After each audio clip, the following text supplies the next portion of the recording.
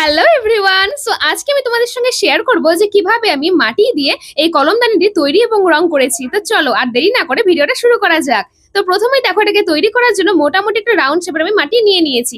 তারপরে ওটার উপরে এক এক করে দেখো মাটির রিং বসিয়ে এখানটায় কিন্তু গোল একটা শেপ আমি দেওয়ার চেষ্টা করছি। আর পটারি হুইল ছাড়া তোমরাও কিন্তু এভাবে মাটি দিয়ে যে কোনো ধরনের মাটির পাত্র তৈরি করতে পারবে, তাও আবার এইরকম করেই মাটির একটা একটা করে রিং বসিয়ে।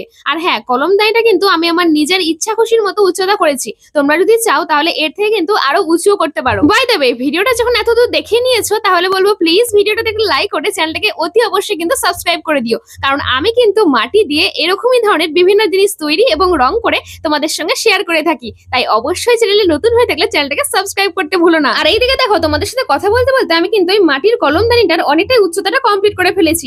এবারে কিন্তু একটু ইউনিক কিছু ট্রাই করার পালা। আর জানো তো, এই জিনিসটা মানে এই কলমদানিটা আজকে আমি প্রথম তৈরি করলাম, এর আগে আমি কখনোই তৈরি করিনি। আমি যবে থেকে মাটির জিনিস তৈরি করেছি তবে থেকে অনেক জিনিস মাটি দিয়ে তৈরি করেছি, কিন্তু কলমদানিটা না কখনোই ট্রাই করা হয়নি। তাই আজকে প্রথমবারের জন্য এই কলমদানিটাকে আমি তৈরি করছি। আর আমি না রিসেন্টলি বিড়াল রিলেটেড অনেক কিছু মাটি দিয়ে তৈরি করেছি, কিন্তু কখনো কুকুর রিলেটেড কোনো কিছু মাটি দিয়ে তৈরি করিনি। তাই আজকের যে কলমদানিটি আমি তৈরি করছি ওটা একটা কুকুরের ফেসের শেপ টাইপের আমি কলমদানিটি তৈরি করছি, যার কিন্তু দুটো কান, দুটো চোখ, একটা নাক আর মুখও আছে, যেটা তোমরা কালার করার পরে কিন্তু আরো সুন্দর বুঝতে পারবে। এই যেমন দেখো, এখন কিন্তু কুকুরের কান দুটোকে আমি তৈরি করে নিচ্ছি। আর এই দুটো কান না আমি নিচের দিকে ঝোলা অবস্থায় রাখবো, কারণ কুকুরের কানগুলো এরকম ঝুলে থাকলে আমার না বেশি ভালো লাগে দেখতে। আর সব থেকে শেষে বাকি ফিনিশিং টুকু তৈরি করে নিয়েছিলাম। তারপরে এটাকে খুব ভালো মতো করে রোদে 2 দিনের জন্য শুকিয়ে নিয়েছিলাম। আর শুকানোর পরে কিন্তু আমি এটাকে রং করতে বসেছি। আর তোমরা তো জানোই যে রং করার আগে আমি কিন্তু একটা বেস কালার করে নিই, তারপরে কিন্তু অন্যান্য কালার গুলো আমি অ্যাপ্লাই করি। বাই দ্য ওয়ে, আজকের যে কুকুরের ফেসটা আমি তৈরি করেছিলাম এটা না প্রথমের দিকে ভেবেছিলাম যে পুরো একদম ঢালা ব্ল্যাক কালারই করবো আমি,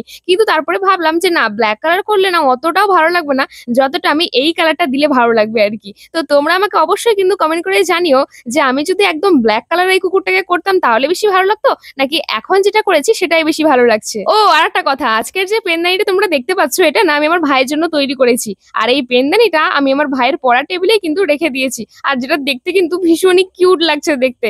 তো চলো তাহলে আজকে এইটুকুই, ভিডিওটা তাহলে এখানেই শেষ করছি। দেখা হচ্ছে পরের ভিডিওতে।